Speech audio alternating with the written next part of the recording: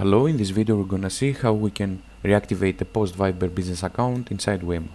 First we need to go to the Viber business accounts dashboard, and we can do so either through the left side menu under communication category, Viber,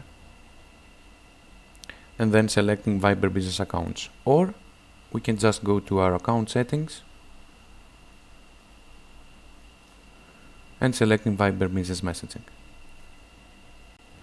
Now that we are in the Viber business accounts dashboard, we simply find the post account that we want to reactivate. Let's say this one. We click here and then we click on the reactivate Viber business account button in the top right corner. As you can see, you have two options. You can either reactivate your account immediately for this month, or you can select to reactivate your account for next month.